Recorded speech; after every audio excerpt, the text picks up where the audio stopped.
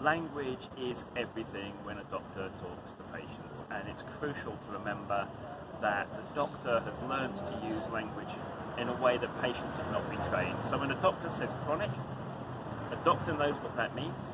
A patient hasn't had the education to know what chronic means, and frankly I used to think chronic meant serious. I used to think acute meant serious. It's only a doctor who's done the training that knows that chronic and acute are opposites and nothing to do with serious or not serious. We were working on monitoring chronic diseases, that's long-term conditions, and in particular what's called chronic kidney disease. And we became aware that not only is chronic kidney disease quite often, more often than not, a misnomer, but that was causing confusion and distress for some patients and affecting their communication with their doctors. So the problem is that although it's called chronic kidney disease, most people with chronic kidney disease actually just have a natural age-related decline in the way their kidneys are performing.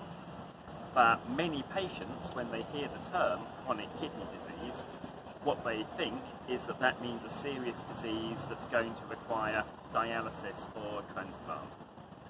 So we became aware of the problem, and we put together for the CMAJ, Canadian Medical Association Journal, an article that looked at the whole field, some of my colleagues' work, some new work, some work by other people, and made this argument that really the terminology chronic kidney disease is nearly always the wrong terminology for something that's not a disease at all.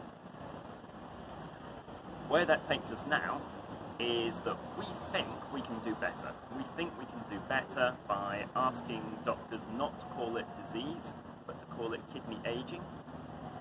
Okay, in the late stages, very late stages, a very, very small number of patients who need dialysis or transplant, of course you would call that kidney disease. But for the great majority of people, we're talking about a natural part of aging.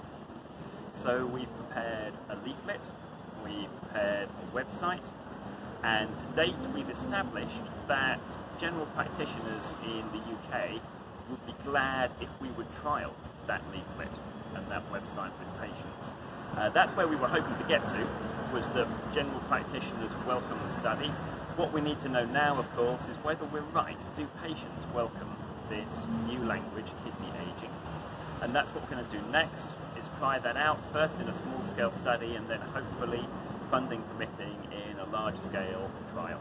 We would like to tabulate for patients, and that's the point of the website or the leaflet, the risk of their kidney aging actually going on to become proper disease, and also next to that, the risk that they will get heart disease. Because for the great majority of patients, the risk that they will have serious kidney problems is tiny compared to the risk that they will have heart disease or stroke. And that's what we want patients to understand.